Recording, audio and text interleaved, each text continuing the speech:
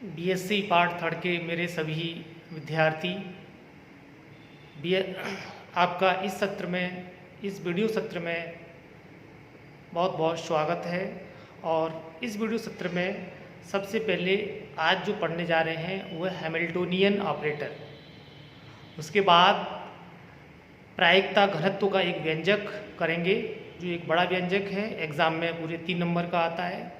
उसके बाद यूनिवर्सिटी में विभिन्न प्रतियोगी परीक्षाओं के साथ आए हुए प्रश्नों को देखेंगे जो कि आपके लिए विभिन्न जैसे जैम की परीक्षा है या अन्य यूनिवर्सिटी एंट्रेंस एग्ज़ाम है उसमें जो पूछे जाते हैं उनको करेंगे। लेकिन उससे पहले आपको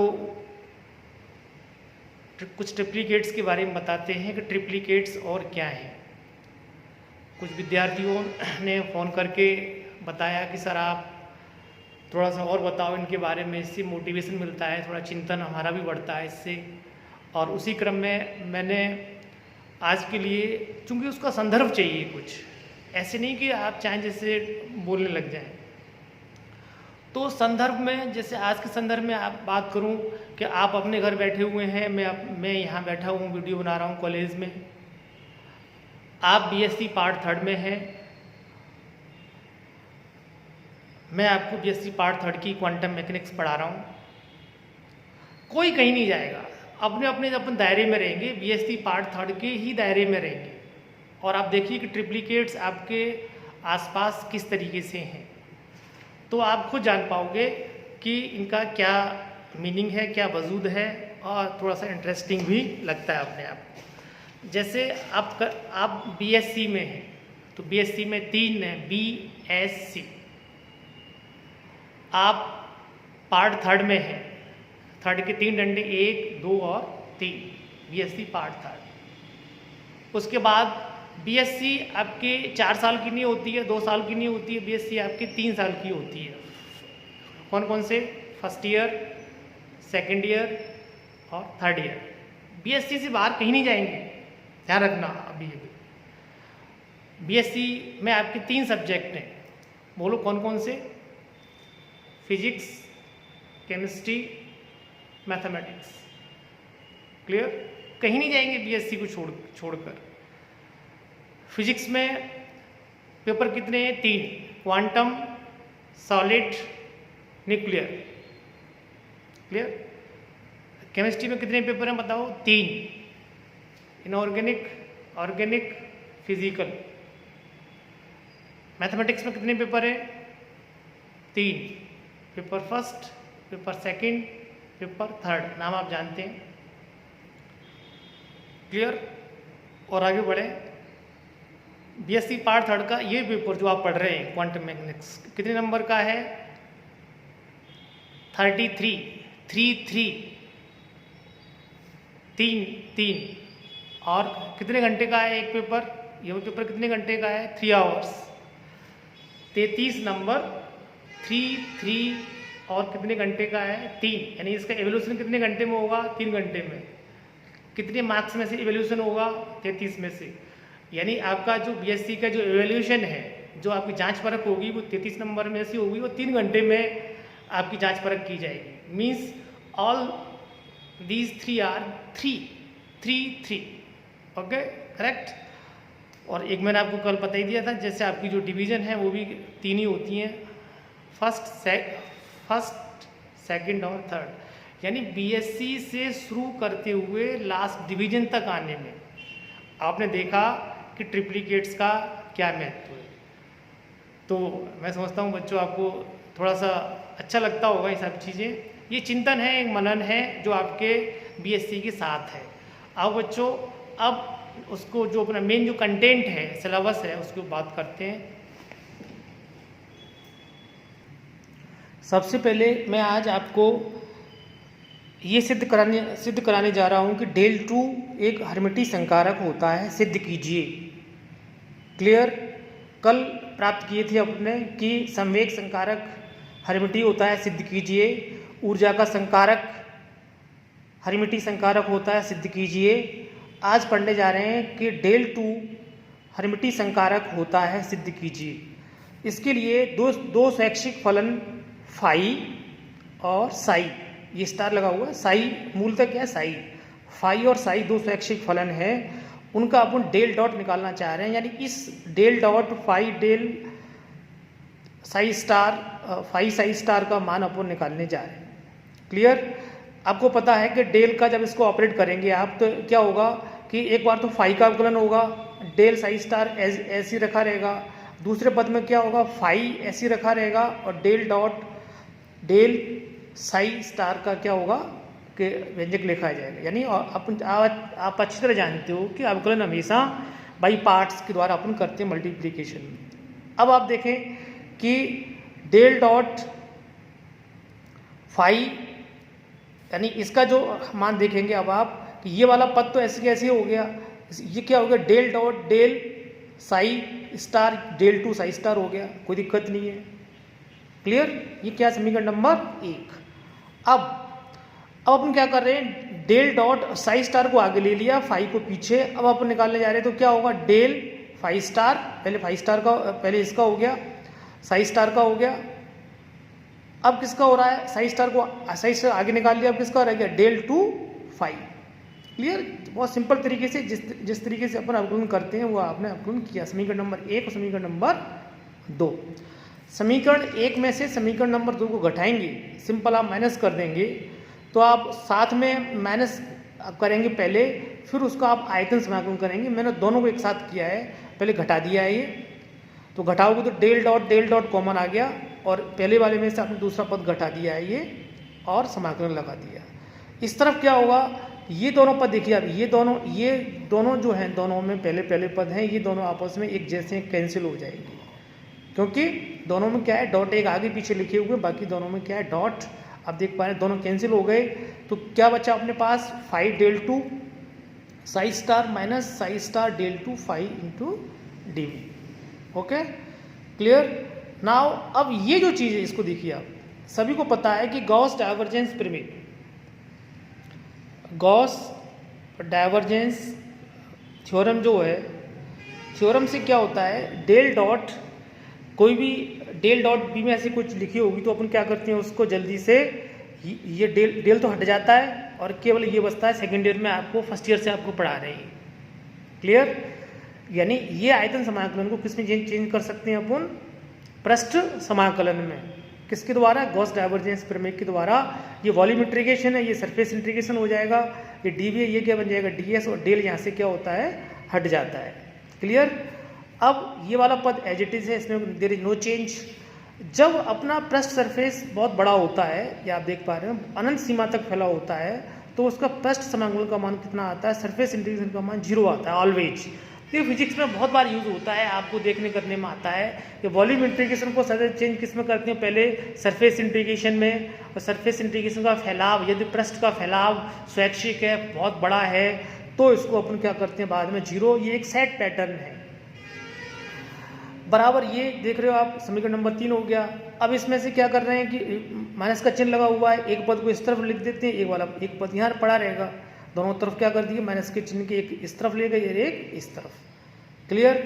अब इसमें डेल टू, चूंकि आपको पता है डेल का जो मान होता है, डेल टू जो होगा सदैव ये रियल नंबर होता है डेल टू, तो साई स्टार को आपने बाहर निकाल लिया है। ये जो फाई है, इस फाई को आप कहीं भी लिख लें, कोई अंतर नहीं पड़ता। जैसे फाई आपका, जैसे मैंने यहाँ लिख दिया है ये, तो उससे कोई फर्क नहीं है, देयर इज नो चेंज।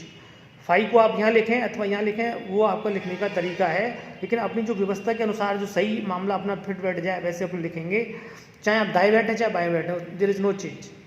तो फाई यहाँ आ गया, और डेल टू पर स्टार लगाने से कोई फर्क नहीं पड़ेगा, और साई ये स्टार पूरे को बाहर होल स्टार कर दिया आपने। अब ये वाला पद एज इट इज ही है। क्लियर? अब जरा पहचानो आप, ये जो पद है ये हर्मिटियन संकारक की शर्त का पालन करता है अथवा नहीं। देखिए आप, ए साई का होल स्टार क्या होता है, साई स्टार आगे आ जाता है, साई स्टार कहाँ आ गया, ये आगे। डेल टू किस पे ऑपरेट होता है, 5 पर। किस पे ऑपरेट होता है, 5। याद रखो इसको कंठस्थ कर लो। तो डेल टू क्या कर रहा है, हर्मिटियन संकारक की शर्त का क्या कर रहा है, पालन, इसलिए डेल टू क्या हुआ, हर्मिशियन ऑपरेटर कहलाता है। ये एग्जाम में बखूबी से पूछा जाता है। अब पूछा ये जाता है, तो मोस्ट इंपॉर्टेंट है हैमिल्टोनियन ऑपरेटर सिद्ध करो। हैमिल्टोनियन ऑपरेटर एक हर्मिटी संकारक होता है। क्लियर? हैमिल्टोनियन ऑपरेटर को H से लिखते हैं। H बराबर ये कुल ऊर्जा का संकारक होता है, ये गतिज ऊर्जा है, ये स्थितिज ऊर्जा है, p²/2m प्लस VR। ये सवाल बहुत इंपॉर्टेंट है। आपकी यूनिवर्सिटी के जितने भी एंट्रेंस एग्ज़ाम हैं, जो भी जैम के एग्ज़ाम हैं एंट्रेंस MSc में, उन सभी में बखूबी से पूछे जाते हैं, इसलिए आप इनको थोड़ा ध्यान रखेंगे। ये सिद्ध करना हर्मिटी संकारक होता है। चूँकि we know that the total energy of a particle of a system is given as the total sum of kinetic energy plus potential energy, and the operator that belongs to this energy, that belongs to total energy of the system is known as the H। यानी निकाय की कुल दोनों ऊर्जाओं के योग यानी कुल ऊर्जा से संबंध जो होता है उसको क्या बोलते हैं? Hamiltonian operator. इसको H से लिखते हैं। तो आपके मन में एक शंका आ रही होगी, सर इसको पहले E से लिखा था। यू आर करेक्ट, E भी वही चीज़ है, E भी कुल ऊर्जा है और H भी क्या है? कुल ऊर्जा के संगत ऑपरेटर कहलाएगा। H बराबर ये हो गया। अब P का मान क्या होता है? P is what? P का मान मैं आपको कह रहा हूँ, आप इसको कंठस्थ करके रखेंगे। P is what? Minus iota H cross del upon del X। Clear? ये एक विमीय है। अगर आपको इसको त्रिविमीय में लिखना है या 3D में, तो माइनस आइटा H क्रॉस ये क्या बन जाएगा? डेल। क्लियर? इस वैल्यू को आप यहाँ रख देंगे P को, तो इसका वर्क करेंगे तो क्या आएगा? माइनस माइनस प्लस हो जाएगा। लेकिन आइटा स्क्वायर का जब वर्क होगा तो माइनस फिर अगेन आ जाएगा, H² आ गया डेल 2 प्लस VR। डेल 2 को डेल 2 क्या होता है? चूंकि अपन सिद्ध कर चुके हैं अभी डेल 2 क्या है? हर्मिटी संकारक होता है। H² कांस्टेंट है, 2m कांस्टेंट है, VR भी कांस्टेंट होता है। तो H क्या हुआ? यानी हैमिल्टोनियन ऑपरेटर क्या होता है? हर्मिटी संकारक होता है। आप क्वांटम मैकेनिक्स पूरी पढ़ लेते हैं, BSc लड़के कर जाते हैं, उनको ये नहीं पता पड़ती कि हैमिल्टोनियन क्या है और हर्मिटी क्या है। तो बच्चों आप अच्छी तरीके से ध्यान रखें, हैमिल्टोनियन जो है, हैमिल्टोनियन जो चीज़ होती है वह एक ऑपरेटर है कुल ऊर्जा का। क्लियर? हर्मिटी ऑपरेटर, ये ऑपरेटर हर्मिटी है अथवा नहीं, अगर ये ऑपरेटर अगर कोई भी ऑपरेटर जैसे हैमिल्टोनियन ऑपरेटर ये H है, अगर हर्मिटी संकारक की शर्त का पालन करता है, हर्मिटी शर्त का पालन करता है, तो ये हैमिल्टोनियन संकारक भी क्या कहलाएगा? हर्मिटी संकारक कहलाएगा। अगर ये शर्त का पालन नहीं करता है तो ये हर्मिटी संकारक नहीं होगा। क्योंकि ये हैमिल्टोनियन जो ऑपरेटर है ये है हर्मिटी की जो शर्त है उसका पालन करता है, इसलिए आप ये कह सकते हो कि ये H जो है यह एक हर्मिटी संकारक है। Clear? Now move to the next point. Now this is the probability density, probability current density, प्रायिकता धारा घनत्व। ये भी काफ़ी इंपॉर्टेंट टॉपिक है, इसके ऊपर डेरिवेशन कर रहे हैं। एग्जाम में 3 नंबर का सवाल आता है इस पर कि प्रायिकता धारा घनत्व किसे कहते हैं और उसका व्यंजक प्राप्त करो। तो बहुत ही सटीक चीज़ शब्दों में आप इसको जान पा रहे हो कि मैं आपको सबसे पहले जो जोर मैं देना चाहता हूँ वो इस बात पर भी जोर देना चाहता हूँ कि आपको ये श्रोडिंगर समीकरण है, m द्रव्यमान का कोई पार्टिकल v विभव क्षेत्र में जब गतिशील है और उस कण को वर्णित करने वाला तरंग फलन या अवस्था फलन या मैटर फील्ड एम्पलीट्यूड साई है। आप सभी बच्चे ध्यान रखेंगे, साई को 3-4 नामों से जानेंगे आप। Wave function, matter field amplitude, अवस्था फलन, तरंग फलन, आइगन फंक्शन, ये सब एक ही चीज़ हैं। आप इनको अच्छी तरीके से, सारे पर्यायवाची शब्द हैं, ये काफ़ी लोगों को नहीं पता है, सब उगचुक होते रहते हैं, इसलिए इसका ध्यान रखें। Yes, next, this is the Schrodinger equation. अब मैं आप सब लोगों को ये जोर दे के कहना चाह रहा हूँ कि आप इस पर ठहरें, रुकें। -H²/2m del 2 psi plus V psi, this is what? This is the total energy of the particle. ये क्या है? E psi, iota H cross upon del T क्या होता है? E साई। तो इस रूप को आप विभिन्न अंदाजों में जो लिखा जाता है श्रोडिंगर समीकरण, ये कुल ऊर्जा का जो समीकरण है, इसको आप भली भांति रूबरू हो जाएं, ऐसे हो जाएं जैसे चलते फिरते आपको E बराबर mc² पता है, V बराबर U + AT पता है। ये जो फॉर्मूले आपको ध्यान है छुटपुट, ये सब फॉर्मूलों की तरह ये आपको पता होना चाहिए। अब इस श्रोडिंगर समीकरण का कॉम्प्लेक्स कॉन्जुगेट लेंगे, संयुग्मी इसका करेंगे, तो क्या होगा, जहाँ आइटा है वो माइनस आइटा हो जाएगा और साई क्या बन जाएगा, साई स्टार। कांस्टेंट पे कुछ नहीं होगा, ये सब कांस्टेंट है, एच स्क्वायर 2m, इसमें कुछ नहीं होगा, डेल साई स्टार बन गया, वी पर कुछ नहीं होगा और साई क्या बन गया, साई स्टार। क्लियर। ये समीकरण नंबर 2। समीकरण 1 को बाईं ओर से यानी इस तरफ से, किस तरफ से, इस तरफ से, और समीकरण 2 को इस तरफ से, यहां पर और यहां पर, दोनों तरफ क्या करेंगे, एक में तो गुणा करेंगे साई स्टार का, एक में करेंगे साई का। इसमें किया, यहाँ साई स्टार, साई स्टार, यहाँ देखिए आप साई स्टार, ये यहाँ आ गया, ये रहा, ये देखें आप, इसमें साई स्टार वी, तो इसकी तो क्वांटिटी वी को आपने अलग कर दिया, वी साई स्टार, पहले साई स्टार और साई। क्लियर। इसमें कर रहे हैं साई का, साई का, यहाँ साई यहाँ आ गया, ये रहा, साई यहाँ आ गया, ये रहा, साई यहाँ आ गया, वी को बाहर निकाल रखा है, यहाँ आ गया। Clear, no problem.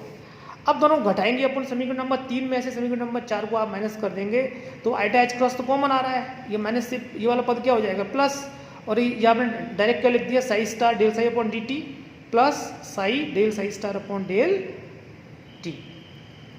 क्लियर। अब यानी इन दोनों को आपने क्या कर दिया है, ये माइनस। क्लियर। अब आइटा एच कॉमन लेके अब इसमें क्या करेंगे, ये जो सेकंड पद है ये वाला, ये इससे और ये इससे क्या हो रहे हैं, cancel.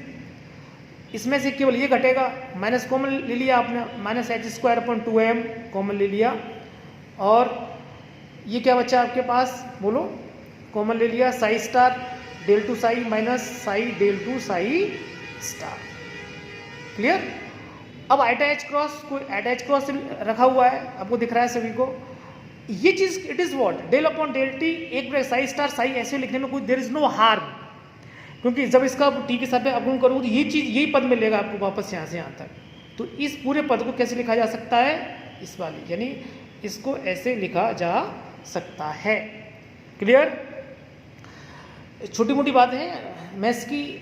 Minus h square upon 2m del dot common ले लिया आपने, यहाँ से क्या बचा, psi star del psi minus psi, यानी डेल को आपने बाहर कॉमन ले लिया, बाकी पद क्या है, ये एज इट इज है, इसमें आपने कोई चेंज नहीं किया है। अब क्या कर रहे हैं आप, अब ये करने जा रहे हैं कि आइटा एच क्रॉस, ये जो आया था, ये जो आइटा एच क्रॉस अभी आपके सामने है ये वाला, इसका आप भाग लगा दो, कहाँ आ गया, ये नीचे ये आ गया। क्लियर। भाग लगा दिया आपने, तो भाग लगा दिया आपने तो क्या हुआ, डेल डॉट तो बाहर है ही, एच क्रॉस से एच क्रॉस कैंसिल हो गया, एच स्क्वायर 2mi, ये एज इट इज, ये वाला पद एज इट इज आ गया।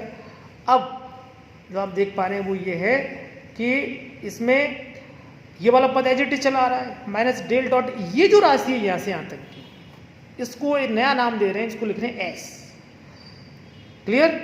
एस लिख दिया, और डेल डॉट एस, और इसको क्या बोलते हो आप, P. It is what, P is what, P is the probability density, प्रायिकता घनत्व है ये। तो इसको किसे लिखा आपने, पी से, इसे किससे लिखा आपने, बोलो, एस से लिखा, नया नाम दिया एक। तो ये जो एस है और plus del dot is equal to 0, ये जो समीकरण है, समीकरण नंबर 5, इसको प्रायिकता घनत्व का समीकरण कहते हैं।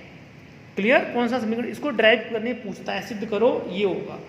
और एस बराबर क्या माना, एच बराबर एस बराबर क्या है अपना, h cross upon 2im psi star del psi minus psi del psi star, यानी इससे क्या बोलते हैं अपन, प्रायिकता धारा घनत्व, एस को इसे क्या बोलते हैं अपन, प्रायिकता घनत्व। क्लियर। ये सूत्र वैसा ही है, अगर आपने फिजिक्स में कोई थर्ड ईयर में आप आ गए हैं, आपने देखा होगा एक सूत्र ये बहुत यूज होता है, del rho upon del t, आवेशों के संदर्भ में, plus del dot J is equal to 0। इसको बोलते हैं करंट डेंसिटी का इक्वेशन, सांतत्यता का समीकरण। रो क्या होता है, आवेश घनत्व, यहाँ क्या है, पी, इसे क्या बोलते हैं, प्रायिकता घनत्व। यहाँ पर जे क्या होता है, धारा घनत्व, और एस भी क्या है अपना, प्रायिकता धारा घनत्व। तो ये जो समीकरण अपना, जो ये जो समीकरण होता है आवेशों वाला, जिसको कि अलग से अपन जानते हैं कहीं ना कहीं किसी भी तरीके से, ये आवेशों के संदर्भ में होता है। तो जो समीकरण ये जो होता है उससे ही ये बनाया गया समीकरण है, उसके अनुरूप इसको ढाला गया है। जैसे जो भूमिका रो की होती है वो भूमिका पी की होती है, जो भूमिका जे की होती है वो किसकी होती है, एस की। मीन्स व्हाट, नाउ इसको आप समअप कर रहे हैं। समीकरण नंबर 5 को एग्जाम में पूछते हैं, ड्राइव करने के लिए आप निकाल के आएंगे, और एस का पूछते हैं, सिद्ध करो एस बराबर ये होता है। नेक्स्ट वीडियो में और अच्छी चीज़ें पढ़ेंगे, तब तक के लिए आप इसको याद कीजिए, घर पर नोट्स बना के लिखिए और गंभीरता के साथ इनको पढ़िए, और सभी सारे वीडियोस को क्रम से आप देखेंगे, लर्न करेंगे। और एक बात और आप ध्यान रखिए, स्पेशल जो बता रहा हूँ मैं आपको, कि मैं फिजिक्स में ऐसी चीज़ इसमें खोजने की कोशिश कर रहा हूँ कि जो आप नहीं देख रहे हैं, या जो लाइक का बटन दबाने से हाजिरी होगी, मान लो आप एक लाइक माने एक हाजिरी, तो मुझको ये पता पड़ जाएगी कि इस मोबाइल नंबर से इसने इसको लाइक किया है, माने उसकी अटेंडेंस हो गई। इसलिए अटेंडेंस का भी मैं तरकीब खोज रहा हूँ। जो बच्चा नहीं देख रहा है, जो बच्चे ने फिजिक्स वाली चीज़ को लाइक नहीं किया है, वह फिजिक्स में क्या कहलाएगा, एब्सेंट। इस बात का ध्यान रखें। अटेंडेंस भी इसके द्वारा खोजने की कोशिश कर रहा हूँ, तो सभी अलर्ट रहें कि जैसी वीडियो आए उसको हाथों हाथ लपकें और उसको गंभीरता से पढ़ें और उसको लाइक भी करें, जिससे कि आपकी अटेंडेंस का कोई मैटर यदि होता है फ्यूचर में, तो वो भी आपकी अटेंडेंस भी पूरी बोलती रहे। Thank you very much.